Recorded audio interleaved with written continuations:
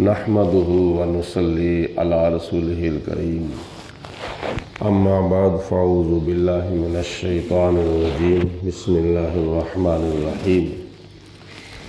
हज्ज बैतुल्लाह की फ़जीलतों में से एक फ़जीलत हदीस पाक में ये भी आई है कि मेरे और आपके आका हज़रत मुहम्मदुर रसूलुल्लाह सल्लल्लाहु अलैहि वसल्लम ने हदीस पाक में इरशाद फरमाया है कि जो कोई बंदा खाने काबे का हज करे और हज में शुरू से लेकर आखिर तक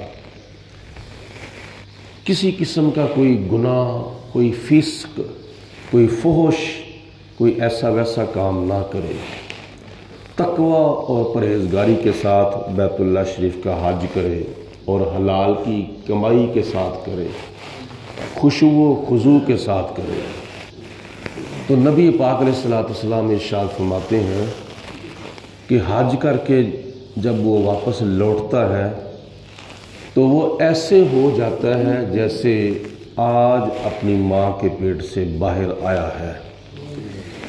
यानी वो नौ मौलूद बच्चे की तरह गुनाहों से पाक और साफ हो जाता है। ऐसा हो जाता है कि जैसे उसने गुनाह किया ही नहीं। गुनाह तो उसने बचपन में भी किए थे, गुनाह तो उसने जवानी में भी किए थे, गुनाह तो उसने बुढ़ापे में भी किए थे, लेकिन बैतुल्लाह शरीफ का जो हज है ये गुनाहों से ऐसे बंदे को पाक कर देता है, यानी ऐसे बंदे को मगफूर बना देता है। अल्लाह ताला का मुकर्रब बंदा ऐसे बना देता है जैसे उसने कभी गुनाह किया ही नहीं है।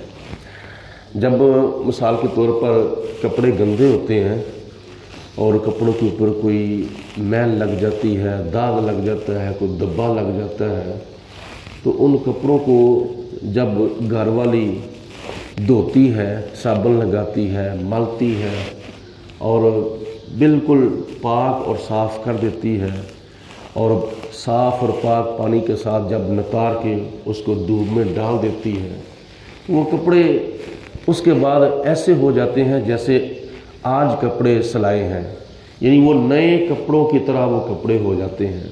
इसी तरह बंदा हज करके गुनाहों से ऐसे हो जाता है जैसे उसने कभी गुनाह किया ही नहीं। ये हज की फजीलतों में से एक फजीलत है। इस हदीस पाक से कुछ एक दो मसले हल होते हैं।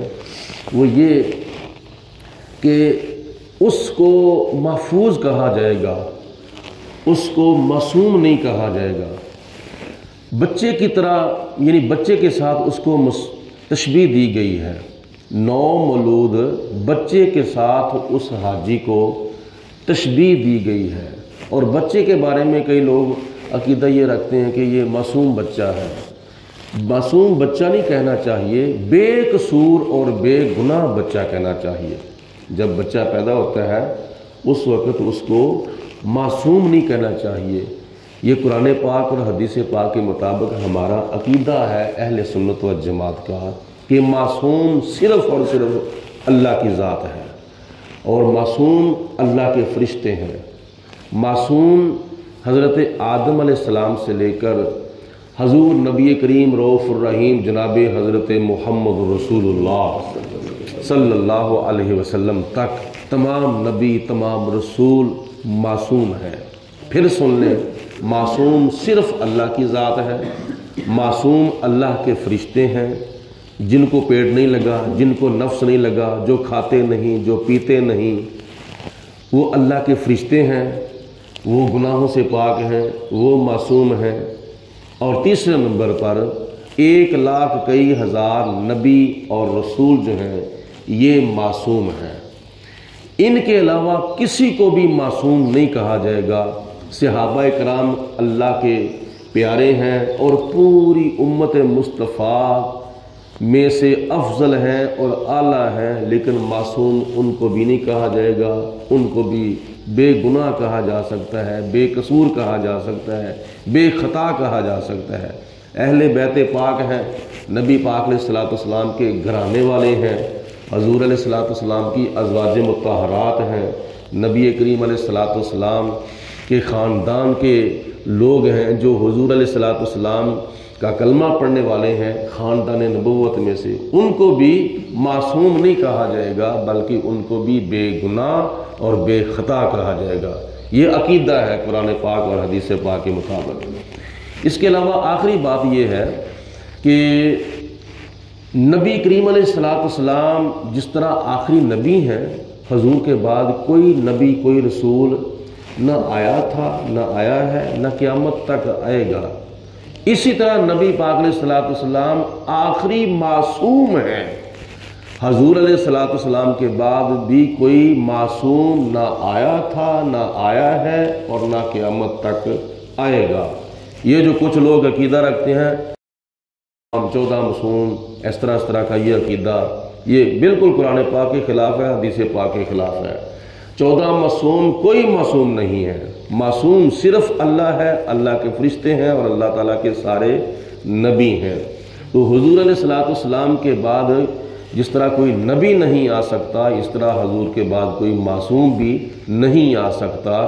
لہٰذا یہ عقیدہ بالکل غلط ہے کہ جو 14 معصوم کہتے ہیں، نہیں، اگر نبی پاک علیہ الصلوۃ والسلام خاتم النبیین ہیں تو حضور علیہ الصلوۃ والسلام خاتم المعصومین بھی ہیں۔ اس لیے ہمارے کئی احباب درود پاک پڑھتے ہیں نا، تو درود پاک پڑھتے پڑھتے ایک دو جملہ حضور علیہ الصلوۃ والسلام کے بارے یہ بھی استعمال کرتے ہیں، اور کرنا چاہیے، الصلاۃ والسلام علیک یا خاتم النبیین وعلی آلک واصحابک یا خاتم المعصومین۔ اللہ پاک ہم سب کو عمل کرنے کی توفیق عطا فرمائے۔ درود پاک پڑھیں آواز بلند، الصلاۃ والسلام علیک سیدی یا رسول اللہ وعلی آلک واصحابک یا سیدی، الصلاۃ والسلام علیک یا رحمۃ للعالمین وعلی آلک واصحابک یا رسول اللہ۔ اللہم صلی علی سیدنا و مولانا محمد معدن الجود والکرم وعلیہ وصحابہ وبارک وسلم۔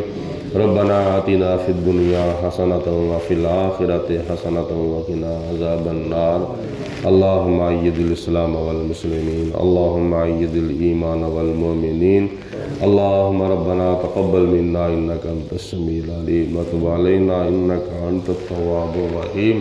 یا اللہ پاک ہمارے صغیرہ و کبیرہ گناہ معاف فرما، یا اللہ ہمیں زیادہ سے زیادہ نیک اعمال کی توفیق عطا فرما، یا رب العالمین سب کے دل کی نیک حاجتیں نیک خواہشات پوری فرما، یا اللہ پاک ہمیں شیطان کے شر سے بچا، نفس کے دھوکے سے بچا، موت کی سختی سے بچا، قبر کے عذاب سے بچا، حشر کی شرمندگی، دنیا اور آخرت کی ذلت و رسوائی سے محفوظ فرما۔